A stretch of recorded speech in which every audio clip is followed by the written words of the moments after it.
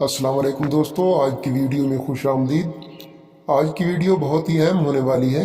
اس video میں ہم جانیں گے کہ کعبہ کے کسوہ یعنی کعبہ کے غلاف کی تیاری کیسے کی جاتی ہے، اور یہ تیاری کتنے مراحل پر مشتمل ہوتی ہے، اور یہ کام کیسے کیا جاتا ہے۔ ویڈیو شروع کرنے سے پہلے آپ سے ریکویسٹ ہے کہ اگر آپ نے ابھی تک ہمارے چینل کو سبسکرائب نہیں کیا تو پلیز سبسکرائب کر لیں اور بیل آئیکن کے بٹن کو دبائیں تاکہ ہر نئی آنے والی معلوماتی ویڈیو آپ تک پہنچ سکے۔ تو چلیں ناظرین، شروع کرتے ہیں کہ کعبہ شریف کے غلاف کی تیاری کس طرح کی جاتی ہے۔ سب سے پہلے کسوہ کپڑے کو گرم پانی میں بھگو کر صابن، پانی اور دیگر عناصر کے مکسچر میں 24 گھنٹے کے لیے چھوڑ دیا جاتا ہے۔ ریشم کے سفید ہونے کے بعد کپڑے کو پھر سیاہ، سرخ اور سبز رنگوں میں رنگ دیا جاتا ہے۔ اس کے بعد کسوہ کپڑے کی بنائی ہوتی ہے۔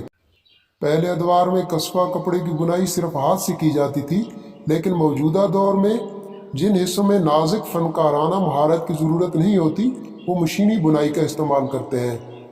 تیسرے مرحلے پر کسوہ کپڑے پر دکھائے جانے والے ڈیزائن اور خطاطی کو احتیاط سے پرنٹ کیا جاتا ہے۔ اس سے اگلا مرحلہ کڑھائی کا آتا ہے۔ یہ کسوہ بنانے کے عمل کا سب سے زیادہ وقت طلب اور سخت مرحلہ ہے، جہاں اصل کڑھائی انتہائی احتیاط کے ساتھ کی جاتی ہے۔ تمام خطاطی اور ڈیزائن سونے اور چاندی کے دھاگوں کا استعمال کرتے ہوئے کپڑے میں بنے ہوئے ہیں، اور آیات کڑھائی کے مرحلے پر سوتی بھری ہوتی ہیں۔ آخری مرحلے میں کسوہ کپڑے کے کونوں کو مربوط کیا جاتا ہے اور ڈیزائن اور آیات کو ان کی مناسب جگہ پر ظاہر کرنے کے لیے نصب کیا جاتا ہے۔ ناظرین، اب ہم جانیں گے کعبہ کے کسوہ کے بارے میں حقائق۔